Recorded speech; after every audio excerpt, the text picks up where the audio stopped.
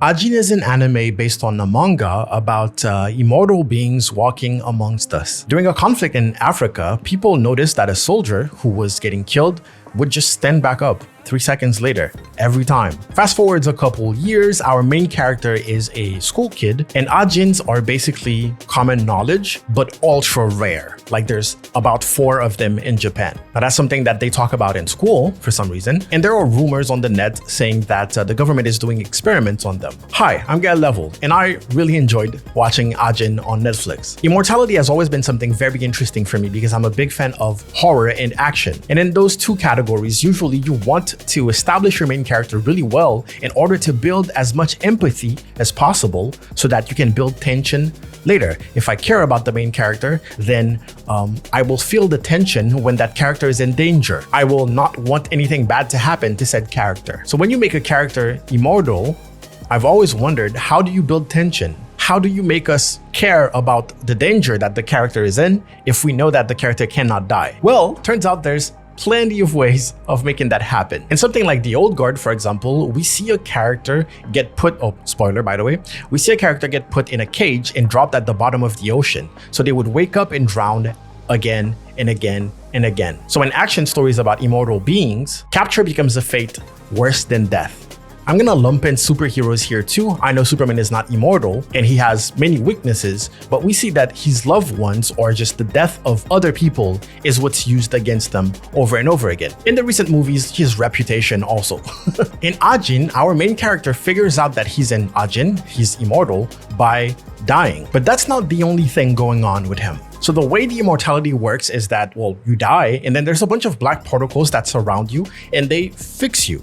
Meaning that if you sustain any injuries, any broken bones, any of that basically gets completely fixed. Second thing you get is the AJIN scream. You get a very powerful scream that freezes any normal person around you. And then the third thing is that those black particles can form a black ghost. So it's this big humanoid entity that varies from AJIN to AJIN because there's many, and you have some sort of psychic connection with them. Some of them are very obedient, and some of them are more independent. Now, this is an anime that I actually want you to go and watch, so I'm not gonna say too much about it. I just wanna tell you a couple of key things that I really enjoyed. So the government actually has a big reward for anyone who can bring in an AJIN. They experiment on them and basically test the limits of their resurrection powers. The thing is, the government actually denies experimenting on them or doing anything that is inhumane. So we get this really cool conflict. Yes, our main character is immortal, can't die. But then if he gets captured, eternal torture basically. Then we have the government lying about not experimenting on the AJINs, which gives us an objective.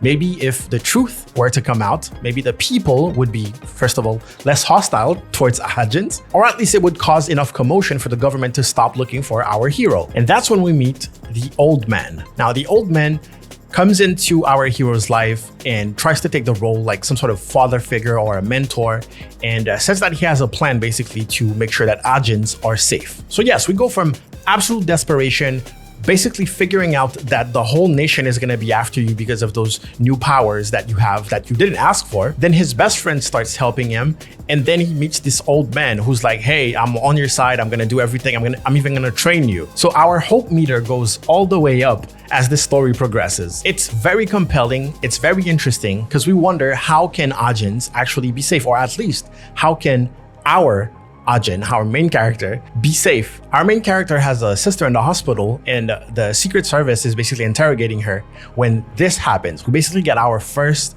ghost, black ghost kill, and we get both perspectives. First of all, we figure out that the government actually is using at least one AJIN to help them out because she can see the black ghost, and everyone else is seeing this basically.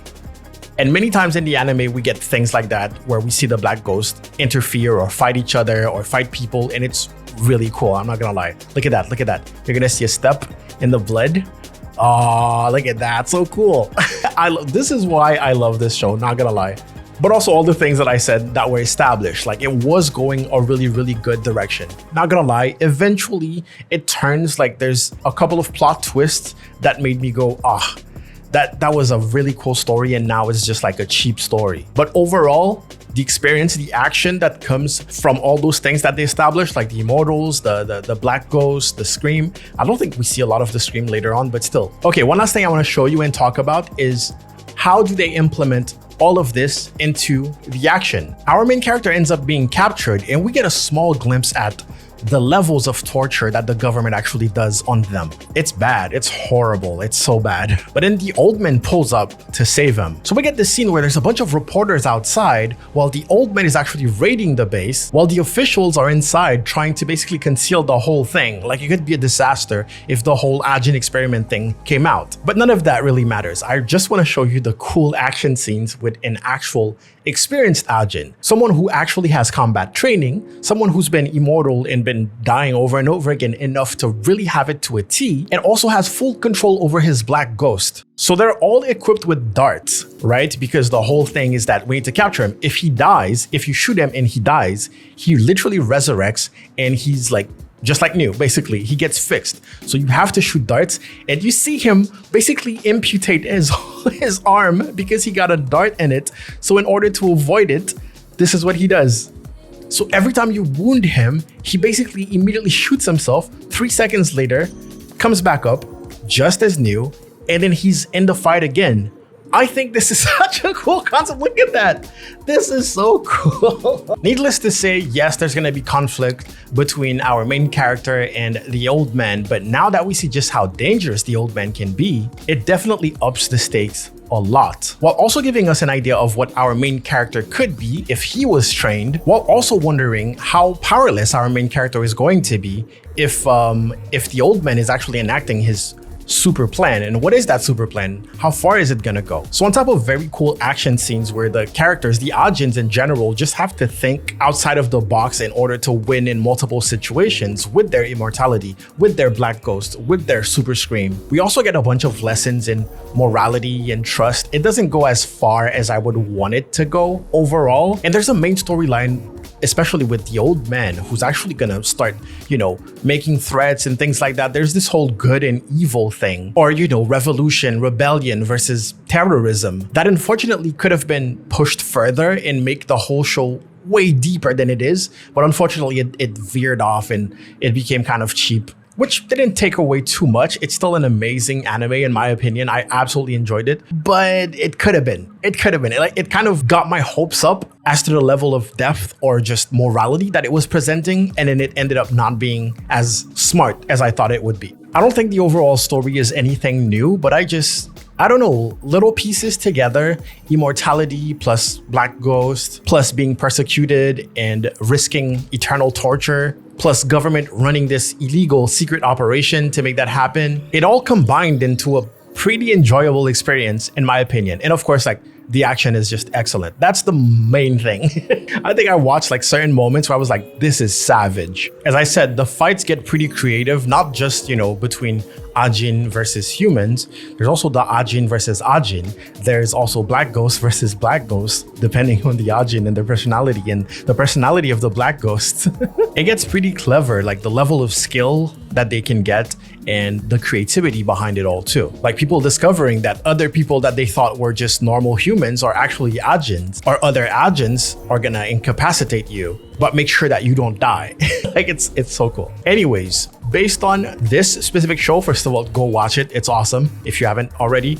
If you've seen the movie, there's a live action movie. I couldn't bring myself to watch it. I watched the first scene and I was like, this sucks. Not everything needs to be live action. Not everything needs to be live action. You need to stop. It's already a manga. It's an anime.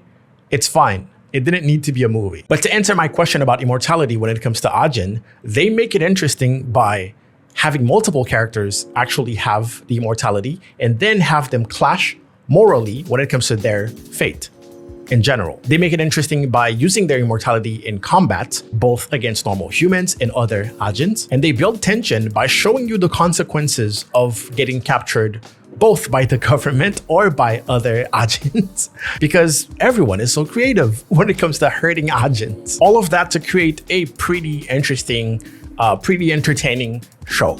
I don't think it's a 10 out of 10 by any means, but as someone who actually struggles to find good, anime that I enjoy, that I personally enjoy, this felt great. This was really awesome to watch. I found it because I was looking for an anime that was similar to Inuyashiki, Last Hero. That's also an anime, that's also a manga, I think. And someone on Reddit recommended AJIN. So if you have, if you're an expert in anime and stuff like that, You know about Inuyashiki and AJIN.